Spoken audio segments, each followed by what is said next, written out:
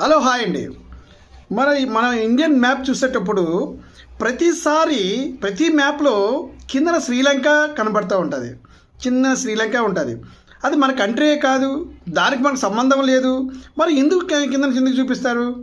మరి పాకిస్తాన్ అందరిలో విడిపోయింది, దాన్ని ఎందుకు చూపించరు? దానికి ఎవరు చెప్పరు, చెప్తారు వినండి.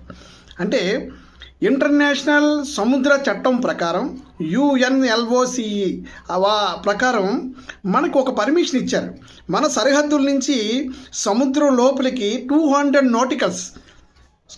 నాటికల్స్ వరకు మనం సముద్ర సంపదని వేటాడవచ్చు, చేపలు అవన్నీ వేటాడుకోవచ్చు, సముద్రంలోంచి డీజిల్ పెట్రోలు అన్నీ సముద్రంలోంచి తీసుకోవచ్చు, ఇంకేదైనా చేసుకోవచ్చు, మనకు పర్మిషన్ ఉంది. సో తర్వాత ధనుష్కోట్ నుంచి శ్రీలంకకి ఓన్లీ 18 నాటికల్స్ దూరం మాత్రమే. సో ఈ మన ఏరియా చూపించుకునేటప్పుడు అది మన సంపదను చూపించుకునేటప్పుడు అది కూడా అందులో ఫిక్స్డ్లో ఉంటుంది అనమాట. దాన్ని తీయడానికి కావదు, అది ఫిక్స్డ్. సో మన బౌండరీ చూసుకునేటప్పుడు అది కూడా కనబడవలసిందే.